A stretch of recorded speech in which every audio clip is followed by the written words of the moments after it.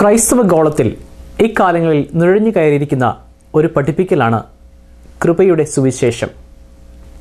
വർഗീയ തീവ്രവാദത്തിൻ്റെ എതിർപ്പുകൾ ഒരു വശത്ത് കൊടുമ്പിരി കൊള്ളുമ്പോൾ അതിലുപരി സഭയെ ഏറെ ദോഷം ചെയ്യുന്നത് ദുരുപദേശ പഠിപ്പിക്കൽ ആണ്. ഇത് സഭയുടെ വളർച്ചയെ ഉള്ളിൽ നിന്നും അമർച്ച ചെയ്യുന്നു. ഈ പഠിപ്പിക്കൽ പ്രസക്തി ലഭിച്ച് അനേകരെ നിത്യനാശത്തിലേക്ക് നയിക്കുന്നതിന് മുൻപേ ഇത്തരം പഠിപ്പിക്കലിനെതിരെ ക്രിസ്തു നൽകിയ യോഗ്യതയ്ക്കനുസരിച്ച് തിരുവചനത്തിലൂടെ ചിന്തകനും ലേഖകനുമായ ബെഞ്ചമിൻ ഇടക്കര നൽകുന്ന മറുപടിയാണ് നിങ്ങൾ ഇവിടെ ദർശിക്കാൻ പോകുന്നത്. ഈ മറുപടി താങ്കൾക്ക് പ്രയോജനമായെങ്കിൽ നിങ്ങളുടെ സുഹൃത്തുക്കളുമായി ദയവായി പങ്കിടുക. ദൈവനാമത്തിന് മഹത്വം ഉണ്ടാകട്ടെ. ക്രൈസ്തവ സഭ ഈ കാലത്ത് ഏറ്റവും വലിയ ഭീഷണിയെ നേരിട്ടുകൊണ്ടിരിക്കുകയാണ്. പുറമേ നിന്നും അകമേ നിന്നും ഉള്ള വലിയ വെല്ലുവിളികളെയാണ് നാം നേരിട്ടുകൊണ്ടിരിക്കുന്നത്. ഐസിസ് പോലുള്ള ഭീകര സംഘടനകൾ പുറമേ നിന്ന് ക്രൈസ്തവ സഭയെ പീഡിപ്പിക്കുകയും മറ്റ് വിവിധ രാജ്യങ്ങളിൽ, കമ്മ്യൂണിസ്റ്റ് രാജ്യങ്ങളിൽ, മുസ്ലിം രാജ്യങ്ങളിലെല്ലാം തന്നെ ക്രിസ്തുമത വിശ്വാസികൾ വല്ലാതെ പീഡിപ്പിക്കപ്പെടുന്നുണ്ട്. എന്നാൽ ഈ ഭീഷണിയൊക്കെ ക്രിസ്തു മാർഗത്തിന് എന്നും അതിൻ്റെ വളർച്ചയ്ക്ക്, അതിൻ്റെ പുരോഗതിയിലേക്ക് നയിച്ച വസ്തുതകളായി ചരിത്രം നമ്മെ പഠിപ്പിക്കുന്നു. എന്നാൽ സഭയുടെ ഉള്ളിൽ നിന്നുള്ളതായ ഭീഷണി, അതായത് ദുരുപദേശത്തിൻ്റെ ഭീഷണി, എക്കാലത്തും സഭയ്ക്കൊരു വെല്ലുവിളിയും ഭീഷണിയും ആയി തുടർന്നുകൊണ്ടിരിക്കുകയാണ്. പ്രത്യേകിച്ച് ഈ അടുത്ത കാലങ്ങളിൽ അത് വളരെയധികം വർദ്ധിച്ചു വന്നുകൊണ്ടിരിക്കുന്നു. ദൈവജനം അതുകൊണ്ട് അതിനെക്കുറിച്ച് വളരെ ബോധമുള്ളവരായിരിക്കണം എന്നുള്ള താല്പര്യത്തോടെയാണ് ഇന്ന് നിങ്ങളുടെ മുൻപാകെ ഈ സമീപകാലത്ത് ഗ്രേസ് കമ്മ്യൂണിറ്റിയുടെ പേരിൽ അതിൻ്റെ വക്താവായ സജിത് കണ്ണൂർ എന്ന യുവാവ് കർത്താവിൻ്റെ മേശയെപ്പറ്റി തനിക്ക് വെളിപ്പാടുണ്ടായി എന്ന് പറഞ്ഞുകൊണ്ടുള്ളതായ ഒരു ദുരുപദേശം സമൂഹത്തിൽ പ്രചരിപ്പിച്ചുകൊണ്ടിരിക്കുന്നത്. അതിനെതിരെ ദൈവമക്കളെല്ലാവരും തന്നെ പ്രതികരിക്കണമെന്നുള്ള അഭിപ്രായക്കാരനാണ് ഞാൻ. പ്രശസ്തരായ വേദപണ്ഡിതന്മാരായ പി ടി തോമസ് സാറിനെ പോലുള്ളവരൊക്കെ ഇതിനോടകം തന്നെ പ്രതികരിച്ചിട്ടുണ്ട്. ഇനിയും എന്തിന് അതിനെക്കുറിച്ച് കൂടുതലായി പറയണമെന്ന് ചിന്തിക്കുന്നവർ ഒരുപക്ഷെ ഉണ്ടായേക്കാം. എന്നാൽ ഇത് ഓരോ ദൈവ പൈതലിൻ്റെയും ഉത്തരവാദിത്വമായി ഏറ്റെടുത്ത് ഇന്ന് ഇവിടെ കേൾക്കുന്ന കാര്യങ്ങളിലും അത് വസ്തുതയാണെന്ന് നിങ്ങൾക്ക് ബോധ്യപ്പെട്ടാൽ ഈ കാര്യങ്ങൾ പിന്നെയും നിങ്ങൾക്ക് ലഭ്യമാവുന്ന എല്ലാ മാധ്യമങ്ങളിലൂടെയും അതിനെ കൂടുതൽ പ്രചാരം കൊടുക്കേണ്ട ആവശ്യമുണ്ട്. കാരണം ഞാനിന്ന് സംസാരിക്കുന്ന ഈ കാര്യങ്ങളിൽ എന്തെങ്കിലും സജിത് കണ്ണൂർ എന്ന വ്യക്തി കേൾക്കും എന്നുള്ളതിന് എനിക്ക് ഒരു ഉറപ്പുമില്ല. ഒരുപക്ഷെ അദ്ദേഹത്തിൻ്റെ കൂടെ അണികളിൽപ്പെട്ട ആരെങ്കിലും ഇത് കേട്ടേക്കാം. അങ്ങനെയുള്ളവർ ദയവായി നിങ്ങൾക്ക് ബോധ്യമാകുന്ന പക്ഷം സജിത് കണ്ണൂരിനെയും നിങ്ങളിത് ബോധ്യപ്പെടുത്തുവാൻ ശ്രമിക്കണമെന്ന് എനിക്കൊരു അപേക്ഷയുണ്ട്. എന്നാൽ ഇങ്ങനെയുള്ള ദുരുപദേശങ്ങൾ പ്രത്യേകിച്ച് ആധുനിക കാലത്ത് മാധ്യമങ്ങൾ, ഇലക്ട്രോണിക് മീഡിയകൾ ഇതെല്ലാം വളരെയധികമായിട്ട് നമുക്കുള്ളത് കൊണ്ട് കൂടുതൽ പേരെ വഴിതെറ്റിക്കുവാനിടയിൽ ഉള്ളതുകൊണ്ടാണ് ഇത് ഓരോ ക്രൈസ്തവ ഭക്തൻ്റെയും ഉത്തരവാദിത്വമായി ഏറ്റെടുത്തുകൊണ്ട് ഇതിനെക്കുറിച്ച് സംസാരിക്കേണ്ടത്. ആ ഉത്തരവാദിത്വ ബോധത്തോടെയാണ് ഞാൻ ഈ വിഷയത്തെക്കുറിച്ച് മനസ്സിലാക്കിയ ചില കാര്യങ്ങൾ നിങ്ങളുടെ മുൻപാകെ ഇന്ന് പ്രസ്താവിക്കുന്നത്. സജിത് കണ്ണൂർ പറയുന്നു, കർത്തൃമേശ സംബന്ധമായി അദ്ദേഹത്തിന് ദൈവത്തിൽ നിന്ന് ചില വെളിപ്പാടുകളുണ്ടായി. ഈ വെളിപ്പാടുകൾ കിട്ടിയ സജിത് ലോകത്തോടാണ് ഇത് ആദ്യം പോയി പറയുന്നത്. തൻ്റെ വീഡിയോയിൽ നിങ്ങൾക്കിത് കേൾക്കാവുന്നതാണ്. എന്നാൽ അദ്ദേഹം പറയുന്നു, ലോകം ഇതിനെ വിമർശനത്തോടെ ഏറ്റെടുത്തെന്ന്. പിന്നീട് ചിലരൊക്കെ ഈ യാഥാർത്ഥ്യങ്ങൾ മനസ്സിലാക്കാൻ തുടങ്ങിയപ്പോൾ പല ചർച്ചകളും ഇന്ന് അദ്ദേഹത്തിൻ്റെ പഠിപ്പിക്കലുകളെ പിന്തുടരുന്നതായി പറയുന്നു. ഇവിടെ എനിക്ക് മനസ്സിലായ രണ്ട് കാര്യങ്ങളാണ്. കർത്തൃമേശ തനിക്കുണ്ടായ വെളിപ്പാട് അത് ലോകം വിമർശനത്തോടെയാണ് ഏറ്റെടുത്തത്. അപ്പോൾ വിമർശനം ഉളവാക്കുന്ന എന്തോ ആണ് തനിക്ക് ലഭിച്ചിരിക്കുന്ന വെളിപ്പാട്, ഒന്നാമതായിട്ട്. രണ്ടാമത് നാം കണ്ടത് ഈ കാര്യങ്ങൾ ഏറ്റെടുത്തത് പല ചർച്ചുകളിലാണ് ഇത് സംഭവിക്കുന്നത്. അപ്പോൾ കർത്തൃമേശ നടത്തുന്നത് ചർച്ചുകളിലാണെന്നുള്ള ഒരു കാര്യം അദ്ദേഹം ഇതിൽ കൂടെ സമ്മതിക്കുന്നുണ്ട്. അതിനെ പിന്നീടുള്ള വ്യാഖ്യാനങ്ങൾ എതിർക്കുന്നുണ്ടെങ്കിലും കർത്തൃമേശ സംബന്ധമായ ചില വെളിപ്പെടുത്തലുകൾ ദൈവം വെളിപ്പെടുത്തിയത് നിങ്ങളോട് പറയുന്നത് വളരെ സന്തോഷിക്കുന്നുണ്ട്. ഞങ്ങളത് ലോകത്തോട് പറഞ്ഞപ്പോൾ ആദ്യം അത് വലിയ വിമർശനത്തോടുകൂടി ആൾക്കാരെ ഏറ്റെടുത്തത്. പക്ഷേ പിന്നീട് അതിന്റെ യാഥാർത്ഥ്യങ്ങൾ മനുഷ്യൻ മനസ്സിലാക്കിയപ്പോൾ പല ചർച്ചകളിലും ഇപ്പോൾ ഇത് ചെയ്യാനായിട്ട് തുടങ്ങി. അതിനായിട്ട് കർത്താവിന് സ്തോത്രം ചെയ്യുന്നു. ഒരു ചോദ്യത്തിൽ നിന്നാണ് എൻ്റെ ഈ പ്രശ്നം ആരംഭിച്ചത്. ദീർഘനാളുകളായിട്ട് ഈ ശുശ്രൂഷ ചെയ്യിപ്പിക്കുകയും ചെയ്യുന്ന ഒരു വ്യക്തിയായിരുന്നു ഞാൻ. അങ്ങനെ ഇരുന്നപ്പോൾ ഒരു ചോദ്യത്തിൽ നിന്നാണ് ഇന്ന് ഞാൻ ഈ സംസാരിക്കാൻ പോകുന്ന വിഷയം ആരംഭിച്ചത്. ആ വാക്യം ജോസ് ബ്രദർ വേണമെങ്കിൽ ഒന്ന് വായിക്കും. 15 മിനിറ്റിനകത്ത് ഇതിൽ കർത്താവ് എനിക്ക് തന്ന ഉൾക്കാഴ്ച നിങ്ങളുമായിട്ട് ഷെയർ ചെയ്യുകയാണ്. ആ വാക്യം ഇങ്ങനെയാ, 1 കൊരിന്ത്യർ ലേഖനം 11-ാം അധ്യായത്തില് ഇത് ഹേതുവായി നിങ്ങളിൽ പലരും, എത്ര വാക്യം അത്? 1 കൊരിന്ത്യർ ലേഖനം 11-ാം അധ്യായത്തിന്റെ അയോഗ്യമായി അപ്പം തിന്നുകയും പാനപാത്രത്തിൽ നിന്ന് കുടിക്കുകയും ചെയ്യുന്നവൻ 27. 1 കൊരിന്ത്യർ ലേഖനം 11-ാം അധ്യായത്തിന്റെ 27-ാം വാക്യത്തിലെ ഒരു ചോദ്യത്തിൽ നിന്നാണ് ഞങ്ങൾ ഇതിന്റെ ചിന്ത ആരംഭിച്ചത്. അതുകൊണ്ട് അയോഗ്യമായി അപ്പം തിന്നുകയും പാനപാത്രത്തിൽ നിന്ന് കുടിക്കുകയും ചെയ്യുന്നവൻ, അയോഗ്യമായി അപ്പം തിന്നുകയോ കർത്താവിന്റെ പാനപാത്രം കുടിക്കുകയോ ചെയ്യുന്നവൻ എല്ലാം കർത്താവിന്റെ ശരീരവും രക്തവും സംബന്ധിച്ച് കുറ്റക്കാരനാകുന്നു. നാം തന്നെ വിധിച്ചാൽ വിധിക്കും. മനുഷ്യൻ തന്നെത്താൻ ശോധന ചെയ്തിട്ട് വേണം ഈ അപ്പം തിന്നുകയും പാനപാത്രത്തിൽ നിന്ന് കുടിക്കുകയും ചെയ്യുവാൻ. തിന്നുകയും കുടിക്കുകയും ചെയ്യുന്നവൻ ശരീരത്തെ വിവേചിക്കാഞ്ഞാൽ തനിക്ക് തന്നെ ശിക്ഷാവിധി തിന്നുകയും കുടിക്കുകയും ചെയ്യുന്നു. ഇത് ഹേതുവായി നിങ്ങളിൽ പലരും ബലഹീനർ രോഗികളുമാകുന്നു. ഒന്ന് പറഞ്ഞേ, ബലഹീനർ, രോഗികൾ അനേകരും മരണപ്പെടുന്നു, നിദ്ര കൊള്ളുന്നു. നാം നമ്മെ തന്നെ വിധിച്ചാൽ വിധിക്കപ്പെടുകയില്ല. അപ്പൊ ഇവിടെ എന്റെ ചോദ്യം ആരംഭിച്ചത്, കൂടി വരുമ്പോഴൊക്കെ എന്റെ ഓർമ്മയ്ക്കായിട്ട് ഇത് ചെയ്യുവീൻ എന്ന് യേശു എന്നോട് പറഞ്ഞിട്ട്, ഇപ്പൊ ഈ വാക്യത്തിൽ എഴുതി വെച്ചിരിക്കുന്നു, ഇത് ഹേതുവായിട്ട് ബലഹീനരാകും, രോഗികളാകും, മരണം വരെ സംഭവിക്കും. സജിതിന്റെ വാക്കുകളിൽ ഒരു കാര്യം അദ്ദേഹം ഉറപ്പിച്ചു പറയുന്നുണ്ട്. വർഷങ്ങളായി ഈ കാര്യം ചെയ്തുകൊണ്ടിരിക്കുകയായിരുന്നു സജിത്. കർത്തൃമേശയുടെ ശുശ്രൂഷ നടത്തിക്കൊണ്ടിരുന്നതായ ഒരു വ്യക്തി. വർഷങ്ങൾക്ക് ശേഷം അദ്ദേഹത്തിൽ ഒരു ചോദ്യം ഉണ്ടാകുക. എങ്ങനെയാണ് ഈ ചോദ്യം അദ്ദേഹത്തിനുണ്ടായതെന്ന് ഒന്ന് പരിശോധിക്കുന്നത് കൊള്ളാം. അദ്ദേഹം പറയുന്നത് 1 കൊരിന്ത്യർ 11-ാം അധ്യായം 27-ാം വാക്യം വായിച്ചു വന്നപ്പോൾ ആ വാക്യത്തിലെ ഒരു ചോദ്യത്തിൽ നിന്നാണ് അദ്ദേഹത്തിന് ഈ ചോദ്യമുണ്ടായെന്നാണ്. വാസ്തവത്തിൽ വാക്യത്തിൽ അങ്ങനെ ഒരു ചോദ്യമില്ല, വാക്യം വായിച്ചപ്പോൾ അദ്ദേഹത്തിനുണ്ടായ ചോദ്യമായത്. ആ ചോദ്യം അദ്ദേഹം പറയുന്നത്, കൂടി വരുമ്പോഴൊക്കെയും എൻ്റെ ഓർമ്മയ്ക്കായി ഇത് ചെയ്യുവിനെന്ന് യേശു എന്നോട് പറഞ്ഞിട്ട് ഇപ്പോഴിതാ ഈ വാക്യത്തിൽ എഴുതി വച്ചിരിക്കുന്നു, ഇത് ഹേതുവായിട്ട് ഞാൻ ബലഹീനനാകും, ഞാൻ രോഗിയാകും, മരണം വരെ എനിക്ക് സംഭവിക്കാം. അതെങ്ങനെ സംഭവിക്കുന്നത് എന്നുള്ള ഒരു സംശയം, വാസ്തവത്തിൽ അത് സംശയമായിരുന്നു സജിതിൻ്റെ, ചോദ്യമായിരുന്നില്ല. സജിതിൻ്റെ ഉള്ളിൽ വർഷങ്ങൾക്ക് ശേഷം അങ്ങനെ ഒരു സംശയം കടന്നു വരുന്നു. ഈ സംശയം നമ്മളൊന്ന് പരിശോധിച്ചാൽ, സജിത് വേദപുസ്തകത്തിൻ്റെ ദൈവസ്വാസ്യതയെയും പൗലോസിൽ വ്യാപരിച്ചിരുന്ന പരിശുദ്ധാത്മാവിൻ്റെ സാന്നിധ്യത്തെയും തള്ളിപ്പറയുന്ന ഒരു സംശയമായത്.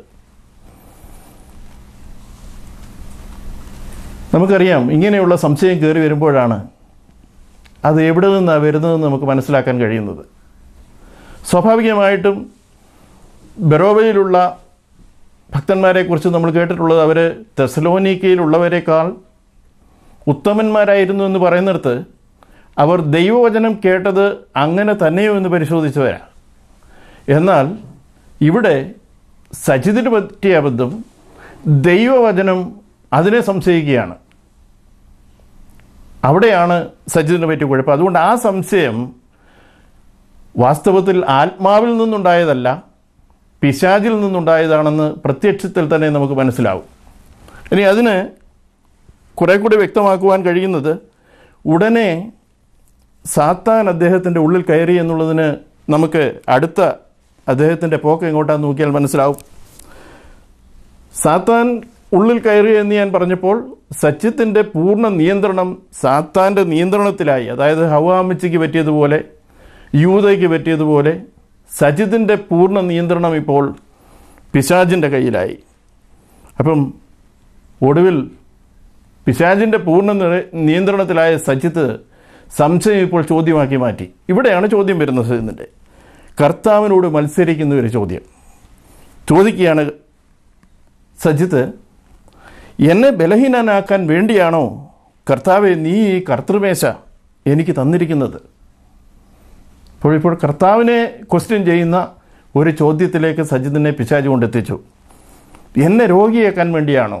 എന്നെ ബലഹീനനാക്കാൻ വേണ്ടിയാണോ? എന്നെ കൊല്ലുവാൻ വേണ്ടിയാണോ? അല്ലെ എന്നെ മരിപ്പിക്കുവാൻ വേണ്ടിയാണോ സജിത്ത് ഈ ചോദ്യം ചോദിക്കുക? ഇപ്പം ഞാൻ പറഞ്ഞല്ലോ, സജിത്തിനെ പൂർണ്ണ നിയന്ത്രണത്തിൽ ഇപ്പോൾ ഏറ്റെടുത്തിരിക്കുന്നത് പിശാച. അതിൻ്റെ വ്യക്തമായ തെളിവ് തുടർന്നുള്ള തൻ്റെ പ്രോഗ്രസ്സിലുള്ള ടീച്ചിങ്ങിൽ നമുക്ക് കാണാൻ സാധിക്കും. കാരണം സജിത്തിനുടനെ ഉത്തരം ലഭിക്കുന്നുണ്ട് ഈ ചോദ്യത്തിന്. അത് മോനെ സജിത്തെ എന്നുള്ള അത്ര പേഴ്സണലായി പ്രൈവറ്റൈസ് ചെയ്ത ഒരു ക്രിസ്തുവാണ് സജിത്തിനോട് ഉത്തരം കൊടുക്കുന്നത്. എന്നാൽ ആ ചോദ്യത്തിൻ്റെ ഉത്തരം കേൾക്കുമ്പോൾ നമുക്ക് മനസ്സിലാകും അതൊരു മറ്റൊരു ക്രിസ്തുവായിരുന്നു. വേദപുസ്തകത്തിൻ്റെ ഭാഷയിൽ പറഞ്ഞാൽ മറ്റൊരു ക്രിസ്തുവാണ് സജിത്തിനോട് ഉത്തരം കൊടുക്കുന്നതെന്ന് നമുക്ക് മനസ്സിലാക്കാൻ കഴിയും. സജിത്തിനോട് പറയുകയാണ് ഈ മറ്റൊരു ക്രിസ്തു, സജിതേ നീ ഒരു ഓപ്പൺ ഹാർട്ടോടുകൂടി ഈ വേദഭാഗം ഒന്ന് വായിക്ക്. ഞാൻ പറഞ്ഞല്ലോ, വർഷങ്ങളായി കർത്തൃമേശ നടത്തിയിട്ടുള്ള ദൈവവചനത്തിൽ പരിചയമുള്ള സജിത്തിനോട് ഒരു ഓപ്പൺ ഹാർട്ടോടുകൂടി ഇപ്പോൾ ഈ വചനം ഒന്ന് വായിക്കാൻ താൻ പറയുന്ന ക്രിസ്തു തന്നോട് ആവശ്യപ്പെടുകയാണ്. സജിത്തിൻ്റെ ഹൃദയം നമുക്കറിയാം ഇപ്പോൾ പിശാചിൻ്റെ പൂർണ്ണ നിയന്ത്രണത്തിലാണ്. കൗശലക്കാരനായ പിശാച് ഇപ്പോൾ സജിത്തിനോട് പറയുന്നത് ആ ഹൃദയം ഒന്ന് തുറക്കാനാണ്. അപ്പോൾ അതിൻ്റെ കൺട്രോള് പിശാചിനാണ് നമ്മൾ കണ്ടു കഴിഞ്ഞു. ദൈവവചനം തന്നെ പരിശോധിച്ചാൽ നമുക്കത് കാണാൻ കഴിയും. മനുഷ്യൻ്റെ ഹൃദയത്തെക്കുറിച്ച് ദൈവവചനം വ്യക്തമായി പറയുന്നുണ്ട്. യെരമ്യാ പ്രവാചകൻ 17:19 വാക്യത്തിൽ അവിടെ നാം കാണുന്നു, മനുഷ്യൻ്റെ ഹൃദയം എല്ലാറ്റിനേക്കാളും കപടവും ദുഷ്ടതയുമുള്ളതാണ്. സോ ആ ഹൃദയമാവുന്നു തുറക്കാൻ പറയുന്നത്. ഇപ്പോൾ അവിടെ പിശാചവനെ അഡ്വൈസ് ചെയ്ത് കൊടുക്കുന്ന, കൗൺസിൽ കൊടുക്കുന്നത് ഇങ്ങനെയാണ്. ഇനിയും വാഴ്ത്തപ്പെട്ട കർത്താവ് തന്നെ മത്തായിയുടെ സുവിശേഷം 15-ാം അധ്യായം 18-ാം വാക്യത്തിൽ ഇങ്ങനെ പറയുന്നു, ഹൃദയത്തിൽ നിന്ന് പുറപ്പെട്ടു വരുന്നത് എന്തൊക്കെയാണ്? ഒരു വലിയ നീണ്ട പട്ടിക തന്നെ അവിടെ പറയുന്നുണ്ട്. അതിലെ 2 കാര്യമെങ്കിലും ഞാൻ എടുത്തു പറയാൻ ആഗ്രഹിക്കുന്നു: കള്ളസാക്ഷ്യവും ദൂഷണവും. സജിത്തിൻ്റെ ഈ വീഡിയോ ശ്രദ്ധിച്ചാൽ ഈ 2 കാര്യങ്ങളും അവിടെ ഉള്ളതായിട്ട് നിങ്ങൾക്ക് മനസ്സിലാക്കാൻ കഴിയും. അപ്പോൾ മറ്റൊരു ക്രിസ്തു സജിത്തിനെ ഉപദേശിക്കുന്നു, നീ നിൻ്റെ ഹൃദയം ഒന്ന് തുറക്ക്. അപ്പോൾ സജിത്ത് ഹൃദയം തുറന്നു. ഹൃദയം തുറന്നപ്പോൾ ആ ഹൃദയത്തിൽ നിന്നുള്ള ചിന്തകളാണ് പിന്നീട് വെളിപ്പാട്, എൻ്റെ അഭിപ്രായത്തിൽ വെളിവുകേടായി സജിത്ത് ഇവിടെ പ്രസ്താവിച്ചുകൊണ്ട് നമ്മളെ പലരെയും വഴിതെറ്റിക്കുവാൻ ശ്രമിക്കുന്നത്. ഒരു കൂട്ടം ആളുകളെ വഴിതെറ്റിച്ചിട്ടുമുണ്ട്. കർത്താവിൻ്റെ ശരീരത്തെ വിവേചിക്കാതെ തിന്നുകയും കുടിക്കുകയും ചെയ്താലാണ് ശിക്ഷാവിധി തിന്നുകയും കുടിക്കുകയും ചെയ്യുന്നത്. ശിക്ഷാവിധിക്കകത്ത് ബലഹീനതയും രോഗവും മരണവും ഉണ്ടെന്ന് അദ്ദേഹം സമ്മതിക്കുന്നു. ഇപ്പം കർത്താവിൻ്റെ ശരീരത്തെ വിവേചിക്കാതെ തിന്നുകയും കുടിക്കുകയും ചെയ്യുന്നവർക്കാണ് ഈ ബലഹീനതയും രോഗവും എല്ലാം ഉണ്ടാകുന്നതെന്ന് അദ്ദേഹം പറയുന്നു. അദ്ദേഹത്തിൻ്റെ വാദഗതിക്ക് ഒരു പരിധിവരെ നമ്മളത് അംഗീകരിച്ചു കൊടുക്കുന്നു. അവിടെ പറഞ്ഞിരിക്കുന്ന ആ കോണ്ടെക്സ്റ്റിൽ അങ്ങനെ തന്നെയാണ് അവിടെ പറഞ്ഞിരിക്കുന്നത്. ഞാനത് സമ്മതിക്കുന്നു.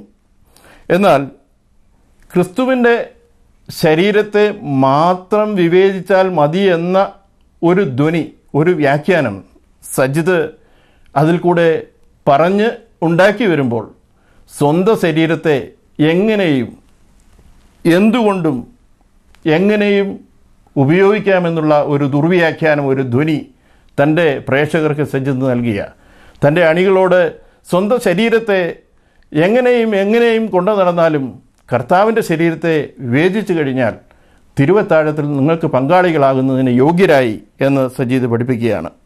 ഇവിടെ സജീദ് എംഫസിസ് ചെയ്തൊരു കാര്യം വിവേചിക്കുക എന്നുള്ളതാണ്. വിവേചിക്കുക എന്നതിന് തിരിച്ചറിയുക, അല്ലെങ്കിൽ ഗുണദോഷങ്ങളെ ശ്രദ്ധിക്കുക എന്നൊക്കെയാണ് ഡിക്ഷണറി നൽകുന്ന അർത്ഥം.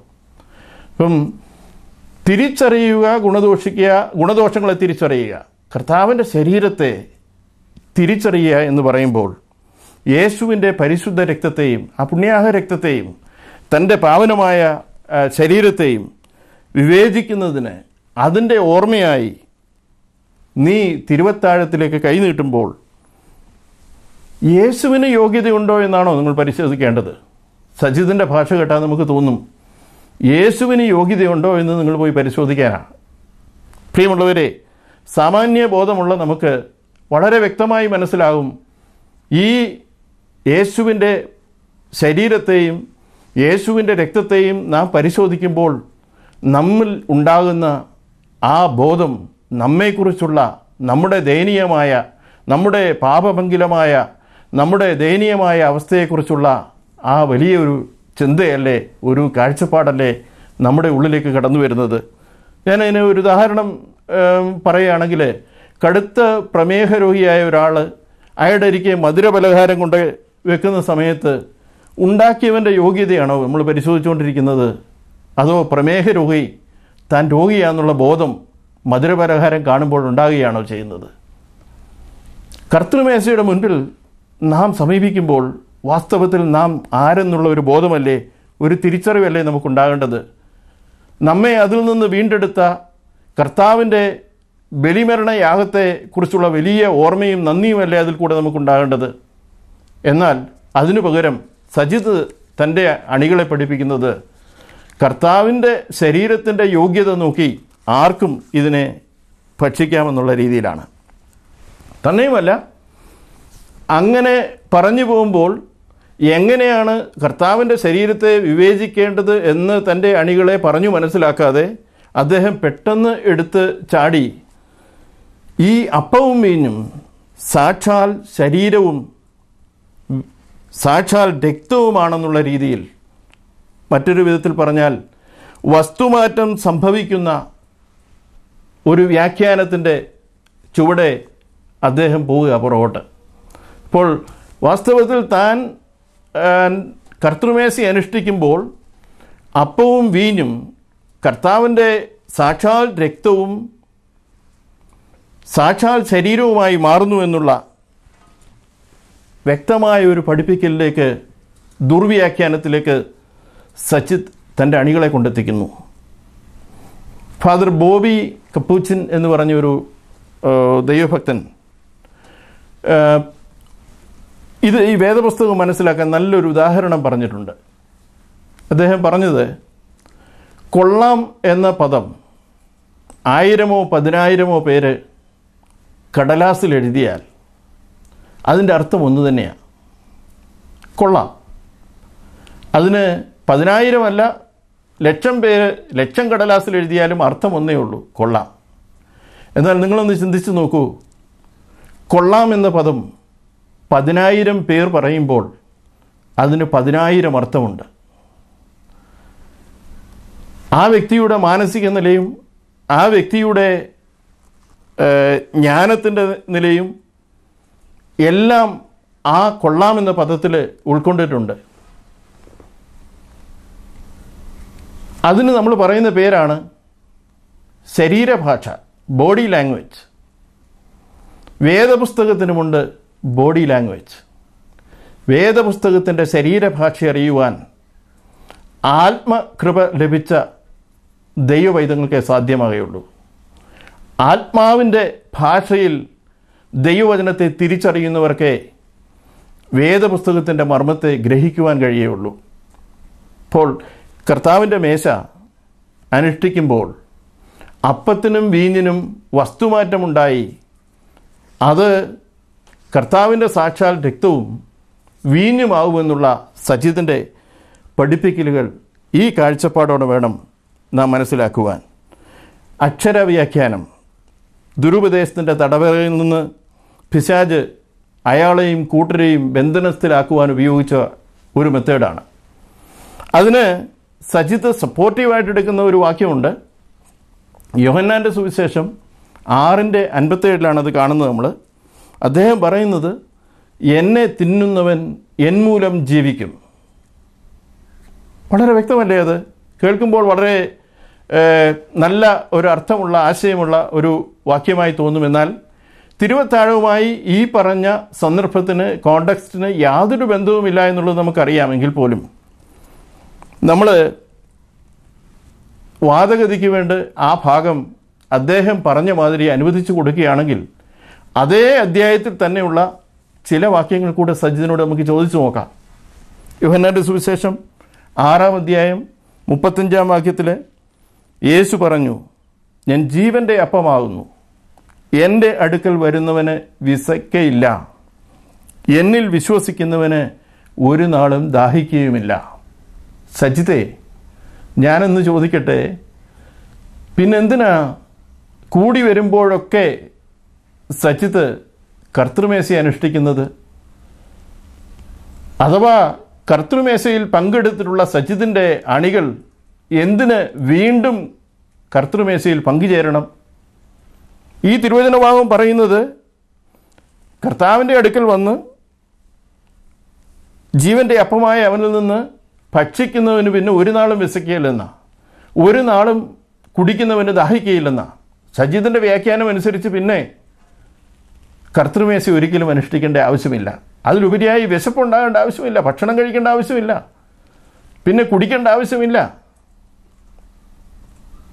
ഞാൻ ഓർപ്പിച്ചതുപോലെ വേദപുസ്തകത്തിൻ്റെ ശരീരഭാഷ മനസ്സിലാക്കി തിരുവചനത്തെ വ്യാഖ്യാനിക്കുവാൻ ആത്മനിറവുള്ളവരായി ആത്മാവിൻ്റെ ഗൈഡൻസ് അനുസരിച്ച് തിരുവചനത്തെ മറ്റുള്ളവർക്ക് പങ്കുവെച്ചു കൊടുക്കുവാൻ ഈ ദിവസങ്ങളിൽ ദൈവദാസന്മാർ ഉത്സാഹിക്കേണ്ടതാണ്. അല്ലാതെയുള്ള പഠിപ്പിക്കലുകളെ ദുരുപദേശമായി ദുർവ്യാഖ്യാനമായി മനസ്സിലാക്കി അങ്ങനെയുള്ള ചതിക്കുഴിയിൽ നിന്ന് നാം രക്ഷ പ്രാപിക്കേണ്ടതാണ്. വസ്തുമാറ്റത്തെക്കുറിച്ച് പിന്നെയും യേശു പറഞ്ഞിട്ടുള്ള ദൈവവചന ഭാഗം ആ തിരുവത്താഴം നടക്കുമ്പോൾ തന്നെ വാഴ്ത്തപ്പെട്ട കർത്താവ് പറഞ്ഞു വരുന്ന വേദഭാഗം നമ്മെ അത് കൂടുതൽ ബോധ്യപ്പെടുത്തും. തിരുവത്താഴത്തിൽ വീഞ്ഞിനോ അപ്പത്തിനോ വസ്തുമാറ്റം ഉണ്ടാകുന്നില്ല എന്നുള്ളത്. മർക്കോസിൻ്റെ സുവിശേഷം 14-ാം അധ്യായം 22 മുതൽ 25 വരെയുള്ള ഭാഗത്ത് ഇങ്ങനെ നാം വായിക്കുന്നു. അവർ ഭക്ഷിക്കുമ്പോൾ അവൻ അപ്പമെടുത്ത് വാഴ്ത്തി നുറുക്കി അവർക്ക് കൊടുത്തു. വാങ്ങുവിൻ, ഇതെൻ്റെ ശരീരം എന്ന് പറഞ്ഞു. പിന്നെ പാനപാത്രം എടുത്ത് സ്തോത്രം ചൊല്ലി അവർക്ക് കൊടുത്തു. എല്ലാവരും അതിൽ നിന്ന് കുടിച്ചു. ഇത് അനേകർക്ക് വേണ്ടി ചൊരിയുന്നതായി നിയമത്തിനുള്ള എൻ്റെ രക്തം. എന്നിട്ട് യേശു പറഞ്ഞത് ശ്രദ്ധിച്ച് അടുത്ത വാക്യത്തിൽ യേശു പറയുകയാണ്, മുന്തിരിവള്ളിയുടെ അനുഭവം ദൈവരാജ്യത്തിൽ പുതുതായി അനുഭവിക്കും നാൾ വരെ ഞാനിത് ഇനി അനുഭവിക്കുകയില്ല. നോക്കൂ, അവിടെ കർത്താവ് വാഴ്ത്തിക്കൊടുത്ത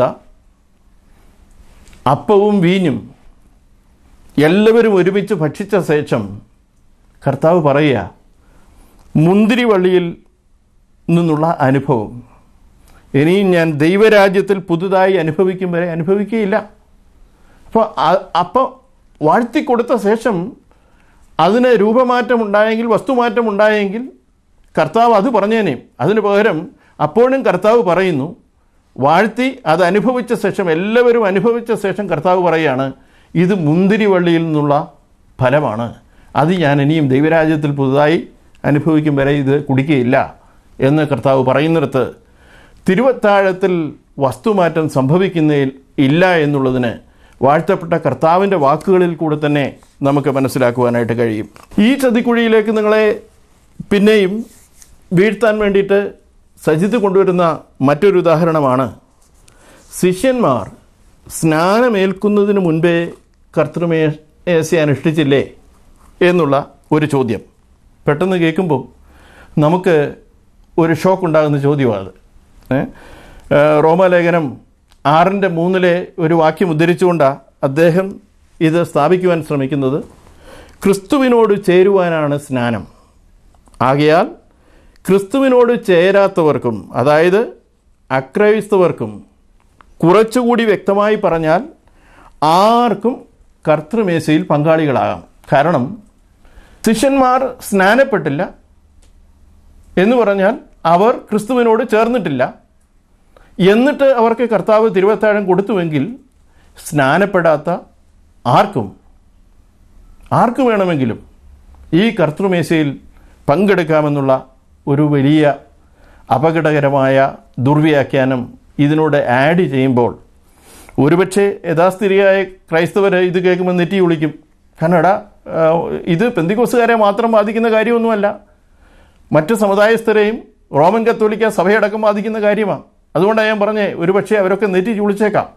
എന്നാൽ അതിൻ്റെ ആദ്യ ഭാഗത്ത് അദ്ദേഹം പറഞ്ഞ കാര്യം ഒരുപക്ഷെ അങ്ങനെയല്ലേ എന്നൊരു സംശയം കേൾവിക്കാരിൽ ധ്വനിപ്പിക്കുവാൻ അദ്ദേഹത്തിന് കഴിഞ്ഞേക്കാം. സ്നാനം ക്രിസ്തുവിനോട് ചേരാൻ തന്നെയാണ്. സ്നാനപ്പെടാത്ത ശിഷ്യന്മാർ തിരുവത്താഴം എടുത്തു എന്നുള്ളതും ശരിയാണ്. ഇവിടെ ചോദ്യം ഇതാണ്, സ്നാനപ്പെടാതെ ശിഷ്യന്മാർ തിരുവത്താഴം എടുത്തിരുന്നുവെങ്കിൽ അവർ ക്രിസ്തുവിനോട് ചേരാത്തവരായിരുന്നോ? ആ ചോദ്യത്തിനാണ് നമ്മൾ ഉത്തരം കണ്ടെത്തേണ്ടത്. നമുക്കറിയാം, യേശുവിനോടുകൂടി സഞ്ചരിച്ച ശിഷ്യന്മാർ, യേശുവിനെ പിൻപറ്റിയ ശിഷ്യന്മാർ, അവനെ പടകും വലയും വിട്ട് അനുഗമിച്ച ശിഷ്യന്മാർ, അവർ യേശുവിനോടുകൂടി സഞ്ചരിച്ചവരാണ്. യേശുവിൻ്റെ ശിഷ്യന്മാരായിരുന്നു അവർ. റോമലേഖനം 6:3 ആ വാക്യത്തിൽ ഇംഗ്ലീഷിൽ നമ്മളിങ്ങനെയാണ് വായിക്കുന്നത്, don't you know that all of us who were baptized into Christ. So ക്രിസ്തുവിനോട് ചേരുക എന്ന് പറയുന്നിടത്ത് ബാപ്റ്റൈസ്ഡ് ഇൻ ടു ക്രൈസ്റ്റ്. എന്താ ബാപ്റ്റൈസ്ഡ് ഇൻ ടു ക്രൈസ്റ്റ് എന്ന് പറഞ്ഞാൽ, by placing the saving faith spiritually immersed to Jesus. In other ways, someone who is identified or united with Jesus. യേശുവിനോട് ചേർന്നവർ, യേശുവിനോട് ഏകീഭവിച്ചവർ, ഐക്യമത്യപ്പെട്ടവർ എന്നൊക്കെയാണ് ഇതിനർത്ഥം. ശിഷ്യന്മാരെ നോക്കിയേ, അവർ യേശുവിനോട് ചേർന്നവരായിരുന്നു, യേശുവിനോട് ഐക്യമത്യപ്പെട്ടവരായിരുന്നു, യേശുവിനോട് കൂടെ സഞ്ചരിച്ചവരായിരുന്നു, യേശുവിൻ്റെ അഭിപ്രായങ്ങളെ മാനിച്ചവരായിരുന്നു. അതിന് വ്യക്തമായ തെളിവ് നമുക്കുണ്ട്. കാരണം യേശുവിനോടുകൂടി അന്ന് യോഹന്നാൻ്റെ സുവിശേഷം 6-ാം അധ്യായത്തിൽ തന്നെ നാം കാണുന്നു. അവിടെ ഈ അപ്പത്തെക്കുറിച്ചും രക്തത്തെക്കുറിച്ചും നിങ്ങളിത് ഭക്ഷിക്കണമെന്ന് പറഞ്ഞപ്പോൾ ഒരു കൂട്ടം ശിഷ്യന്മാർ ഇത് കഠിനവാക്ക് എന്ന് പറഞ്ഞ് യേശുവിനെ വിട്ടുപോകുന്ന രംഗം നമ്മൾ വായിക്കുന്നുണ്ട്. അപ്പോഴും തന്നോടുകൂടെ ഉണ്ടായിരുന്ന ഈ പന്തിരുവർ യേശുവിനോടുകൂടെ നിന്നു. പത്രോസിനെ പോലുള്ളവർ പറഞ്ഞു, നിത്യജീവൻ്റെ മൊഴികൾ നിൻ്റെ പക്കലുണ്ട്, ഞങ്ങൾ നിന്നെ വിട്ട് എവിടേക്ക് പോകും? അപ്പം യേശുവിനെ വിട്ടുപോകാത്തവരായിരുന്നു ശിഷ്യന്മാർ. അതായത് യേശുവിനോട് ചേർന്ന് നിന്നവരായിരുന്നു. നമുക്കറിയാം, യേശുവിനോട് ചേർന്ന് നിന്നവർ എന്ന് പറയുമ്പോൾ യേശുവിനോട് ചേർന്ന് ഈവൻ തൻ്റെ മരണസമയത്ത് അല്ലെങ്കിൽ ന്യായവിസ്താര സമയത്ത് ആ മഹാപുരോഹിതൻ്റെ ന്യായവിസ്താര സ്ഥലത്ത് വരെയും അതിൻ്റെ മുറ്റത്ത് വരെയും നമ്മുടെ പത്രോസൊക്കെ ചെന്നിട്ടുള്ളത് നമ്മൾ വായിക്കുന്നുണ്ട്. പത്രോസ് അവിടെ ഇരിക്കുമ്പോൾ അവിടെയുള്ള തൂപ്പുകാരിക്ക് വരെ പത്രോസിനെ അറിയാമായിരുന്നു ഇവൻ യേശുവിനോട് കൂടെ ഉള്ളവനായിരുന്നുവെന്ന്. ഇപ്പം ശിഷ്യന്മാർ, യേശുവിൻ്റെ ശിഷ്യന്മാർ, അവർ യേശുവിനോട് കൂടെ ഉണ്ടായിരുന്നവരാണ്. യേശുവിനോട് ചേരുവാൻ സ്നാനം ഏറ്റവർ എന്നുള്ള പ്രയോഗം സജിത്തിനെ മാത്രമല്ല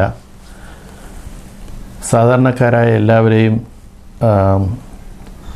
ചിന്തിപ്പിക്കുന്ന ഒരു വിഷയമാണ്, ആശയക്കുഴപ്പമുണ്ടാക്കുന്നൊരു വിഷയമാണ്. കാരണം അതിന് ഈ കാലഘട്ടത്തിലെ നമ്മുടെ പ്രസ്ഥാനങ്ങളെല്ലാം ഉത്തരവാദികളുമാണ്.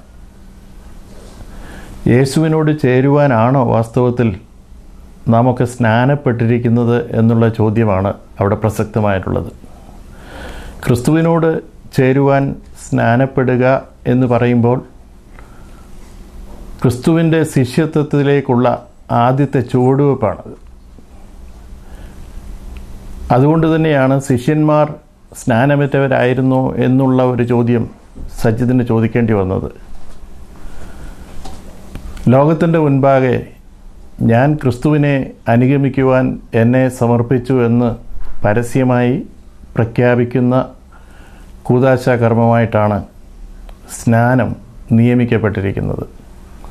പലരും ആ അർത്ഥത്തിലല്ലാതെ സഭയോട് ചേരുവാനും അവരെ ഉൾപ്പെട്ട് നിൽക്കുന്ന വിഭാഗങ്ങളോട് ചേരുവാനും ഒക്കെയായി പലതരത്തിൽ അതിനെ വികലമാക്കിയിട്ടുണ്ട്.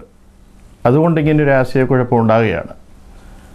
എന്നാൽ കേവലം ശിഷ്യനായതുകൊണ്ടും മാത്രം തിരുവത്താഴത്തിൽ പങ്കുകൊള്ളുവാനുള്ള യോഗ്യതയാകുന്നില്ലെന്നുള്ളതും കർത്താവ്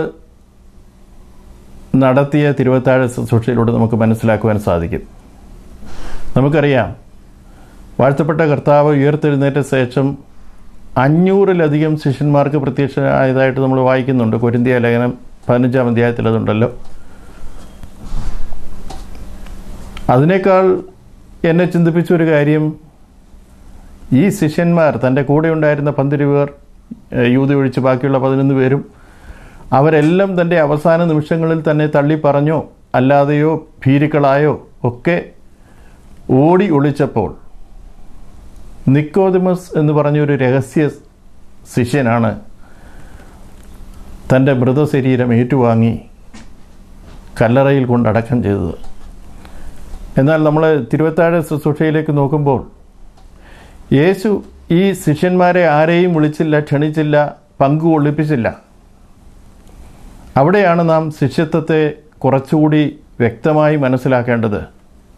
ഈ ശിഷ്യന്മാർ പരസ്യമായി ലോകത്തിൻ്റെ മുൻപാകെ യേശുവിനോട് ചേർന്നവരായി, യേശുവിനോടുകൂടെ നിന്നവരായി, യേശുവിനെ സാക്ഷിച്ചവരായി നിന്നു എന്നുള്ളതാണ് വ്യക്തം. അതുകൊണ്ട് തന്നെ കർത്തൃമേശയിൽ പങ്കെടുക്കുന്ന ഓരോ വ്യക്തിയും അവൻ യേശുവിൻ്റെ ശിഷ്യത്വത്തിനായി സമർപ്പിക്കപ്പെട്ടവനും ആ ശിഷ്യത്വത്തെ പരസ്യമായി ഏറ്റുപറഞ്ഞ് ലോകത്തിൻ്റെ മുൻപാകെ വെളിപ്പെടുത്തേണ്ടവനുമായതുകൊണ്ടാണ് സ്നാനം കർത്തൃമേശയ്ക്കൂടെ പങ്ക് ചേരലിന് അനിവാര്യമായിരിക്കുന്നത്. എനിക്ക് അതിനേക്കാൾ കുറച്ചുകൂടെ വ്യക്തമായിട്ട് പറഞ്ഞു കഴിഞ്ഞാൽ, സജിത്തിൻ്റെ കൂടെ ഇപ്പോൾ കുറേ പേര് നടക്കുന്നുണ്ട്.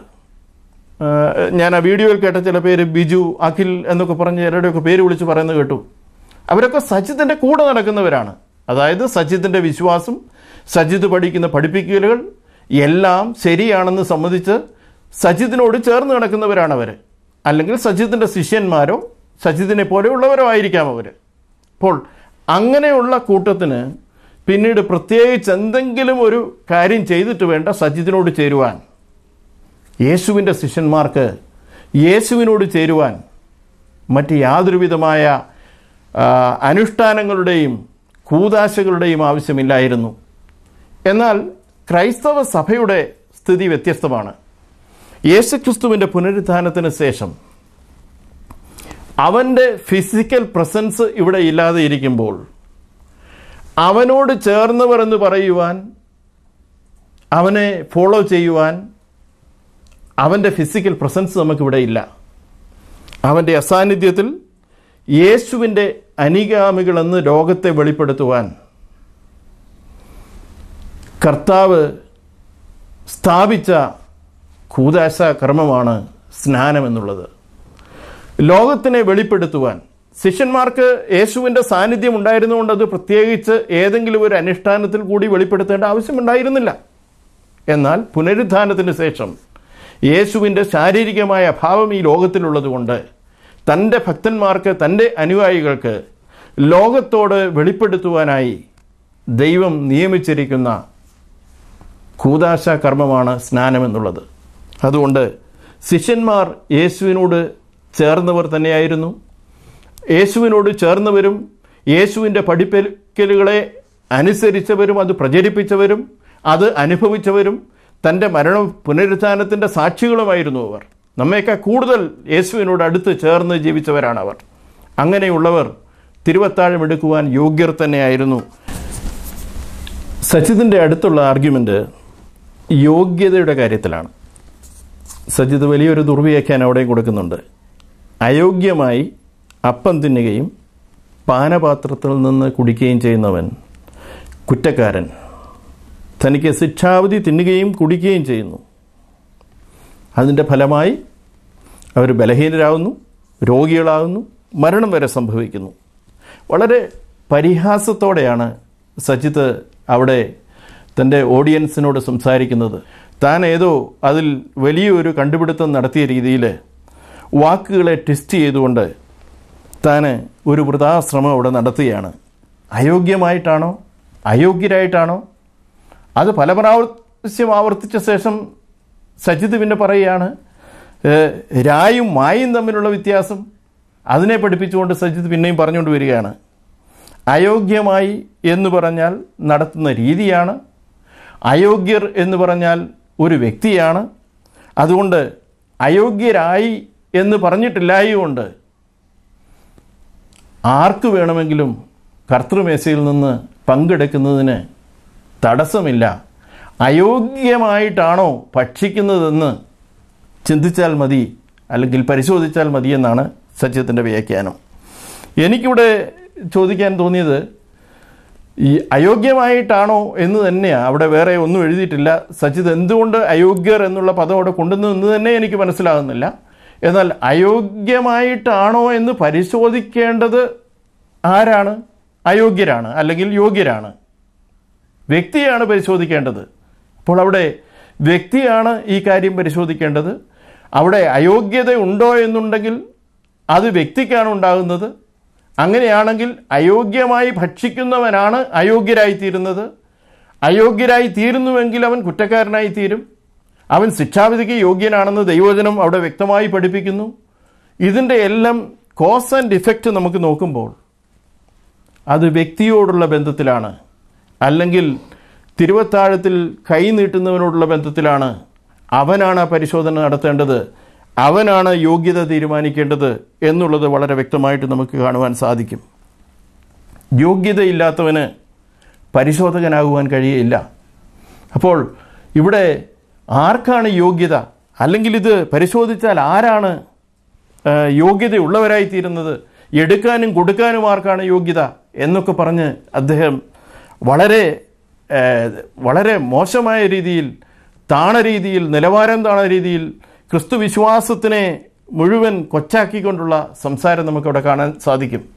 സജിത്ത് അവിടെ ഒന്ന് മനസ്സിലാക്കണം, നാം യോഗ്യരായിരിക്കുന്നത് ക്രിസ്തുവിൻ്റെ നിർദോഷവും നിഷ്കളങ്കവുമായ രക്തത്താലുള്ള ആ പുണ്യാഹ യാഗത്തിൻ്റെ ഫലമായിട്ടാണ്. ആ യോഗ്യതയോടുകൂടിയാണ് തിരുമേശയുടെ മുൻപിൽ നാം അടുത്തു വരുന്നത്.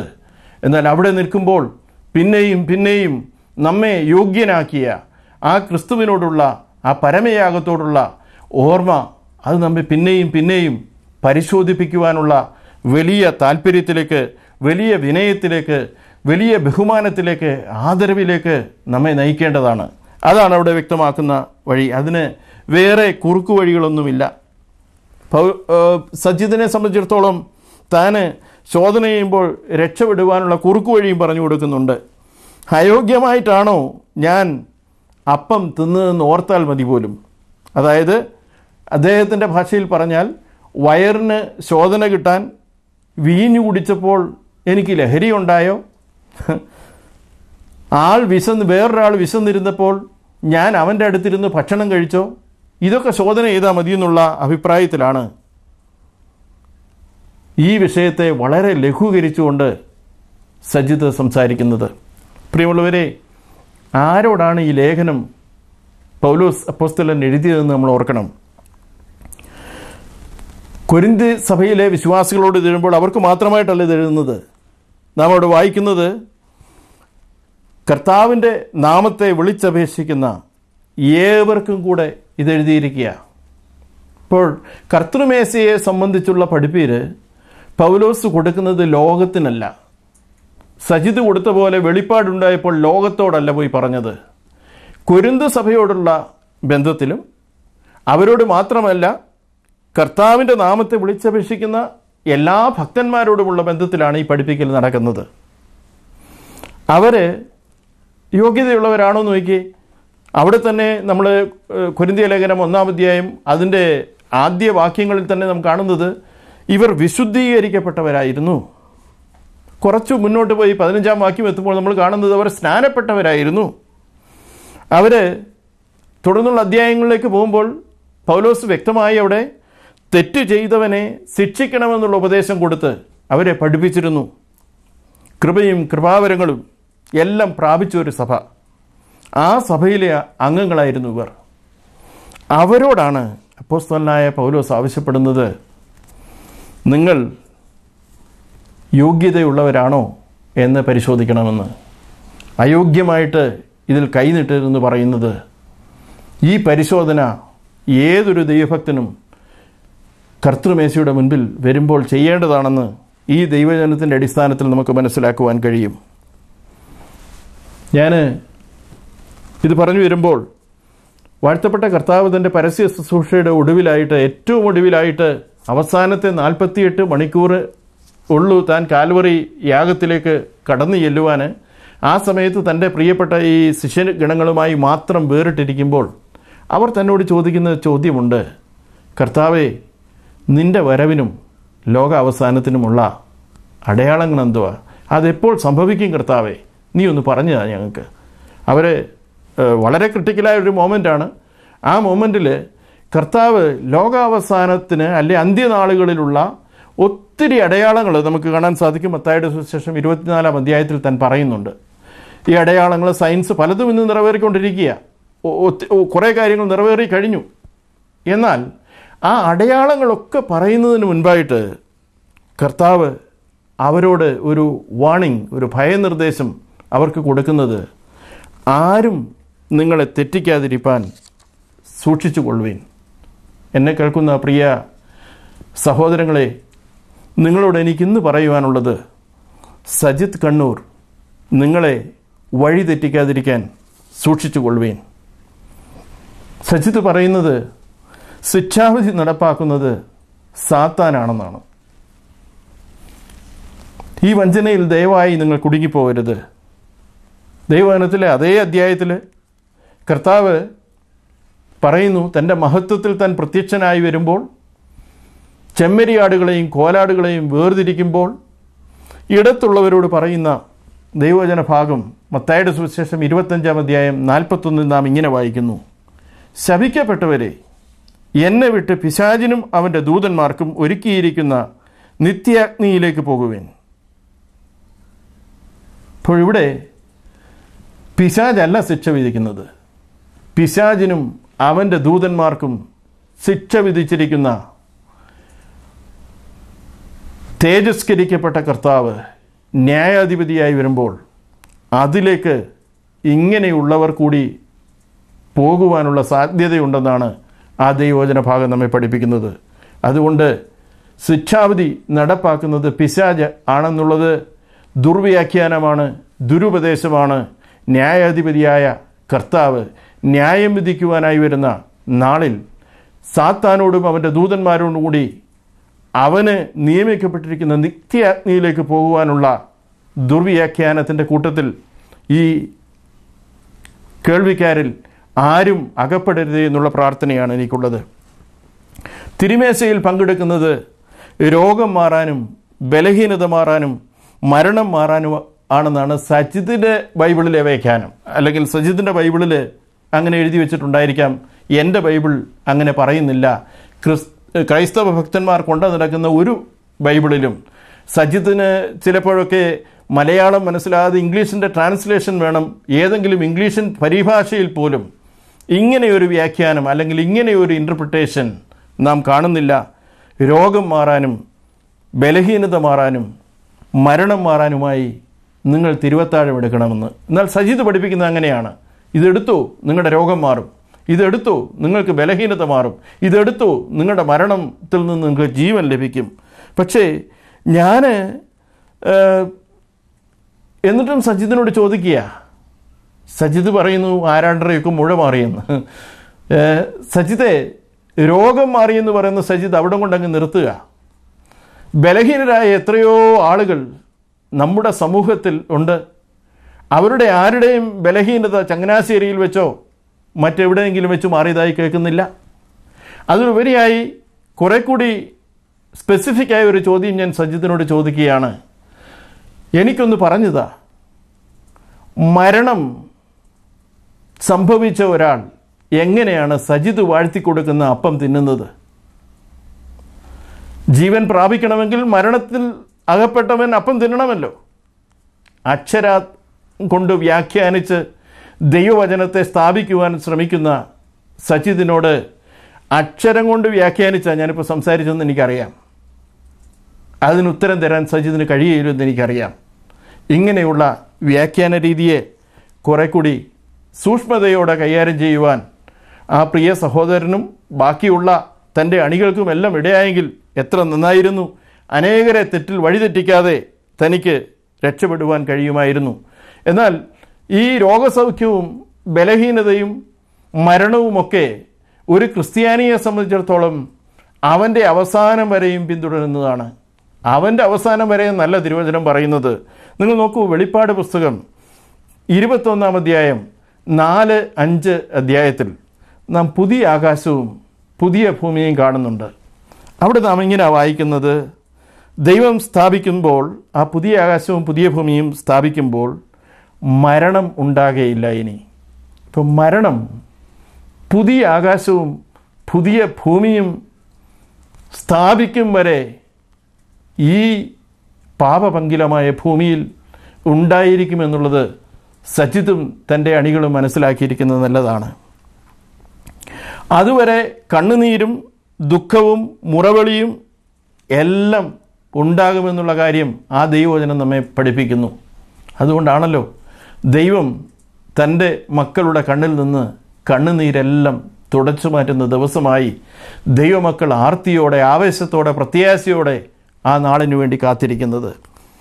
ഈ ചിന്തകളെല്ലാം ഒരുപക്ഷെ സജിത് പറഞ്ഞ് സ്ഥാപിക്കുവാൻ ശ്രമിച്ച പുതിയ വെളിപ്പാടിന്, ഈ ദുരുപദേശത്തിന് മറുപടി അർഹിക്കുന്ന ചോദ്യങ്ങളായി സജിതും അദ്ദേഹത്തിൻ്റെ അണികളും ശ്രദ്ധിക്കുകയും മനസ്സിലാക്കുകയും ദൈവസന്നിധിയിൽ മാനസാന്തരപ്പെട്ട് മടങ്ങി വരികയും ചെയ്യുവാൻ സർവശക്തനായ ദൈവം ഇടയാക്കട്ടെ എന്ന് ഞാൻ പ്രാർത്ഥിക്കുന്നു. ആയിരങ്ങളുടെ കണക്ക് സജിത്ത് പറയാറുണ്ട് രോഗസൗഖ്യമുണ്ടായെന്ന്.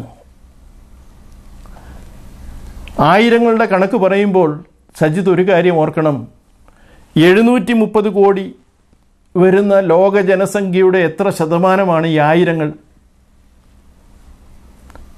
ആ കണക്കൊന്ന് പരിശോധിച്ചാൽ വമ്പ് പറയുന്ന സജിത്തിൻ്റെ ആ വമ്പ് പറച്ചൽ വിനയത്തിലേക്ക് തന്നെ കൊണ്ടെത്തിക്കും. കുറെ കൂടി വിനയത്തോടെ, ബഹുമാനത്തോടെ ദൈവവചനത്തെ സമീപിക്കുവാൻ തന്നെ സഹായിക്കും.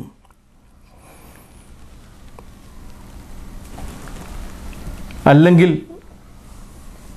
2 തിമോത്തിയോസ് 3 അധ്യായം മുഴുവൻ അന്ത്യകാലത്തെക്കുറിച്ചുള്ള പൗലോസിൻ്റെ പ്രവചനമാണ് അവിടെ നാം കാണുന്നത്. തിമോത്തിയോസിനോട് പറയുന്ന കാര്യങ്ങളാണ്.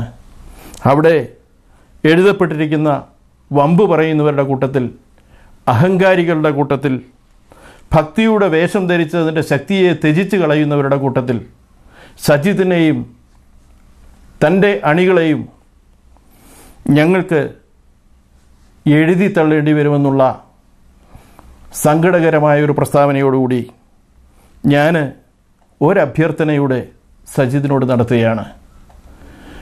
താങ്കൾ പറയുന്നത് പോലെ താങ്കൾ അപ്പം നുറുക്കുമ്പോൾ ആ അപ്പത്തിൻ്റെ മാറ്റത്തിലൂടെ അത് വാങ്ങി ഭക്ഷിക്കുന്നവർ രോഗസൗഖ്യം പ്രാപിക്കുമെന്ന് അവകാശപ്പെടുന്നുണ്ടെങ്കിൽ ദയവായി താങ്കൾ ലൈബീരിയയിൽ പോലുള്ള ഇബോള ബാധിച്ച പകർച്ചവ്യാധികൾ കൊണ്ട് വീർപ്പുമുട്ടുന്ന ആ വലിയ സമൂഹം അവരുടെ അടുത്തേക്കൊന്ന് കടന്നുപോയി ഈ അപ്പം കൊടുത്ത് അവരെയെല്ലാം സൗഖ്യമാക്കാമെങ്കിൽ ഞാൻ അതിനായി താങ്കളെ വെല്ലുവിളിക്കുന്നു. അല്ല എങ്കിൽ നിങ്ങൾ പറയുന്ന ഉപദേശം അത് അങ്ങനെയല്ല, ഞാൻ കള്ളസാക്ഷ്യമാണ് പറഞ്ഞത്, ഞാൻ ഇതുവരെ മനസ്സിലാക്കിയത് ഭോഷ്കാണ്, എനിക്കുണ്ടായ വെളിപ്പാട് വെളിവുകേടാണ് എന്ന് പറഞ്ഞ് സമ്മതിച്ച് ദൈവസന്നിധിയിലേക്ക് മടങ്ങി വരുവാൻ നിങ്ങൾക്ക് ജീവിച്ചിരിക്കുന്നിടത്തോളം കാലം ഇപ്പോഴും കൃപയുടെ സുവിശേഷം അനുവാദം തരുന്നുണ്ട്, അവസരം തരുന്നുണ്ട്. അതിനായി ദൈവമായ കർത്താവ് നമ്മെ സഹായിക്കട്ടെ എന്ന പ്രാർത്ഥനയോടെ ഞാൻ ഈ ചിന്തകൾ ഇവിടെ അവസാനിപ്പിക്കുന്നു.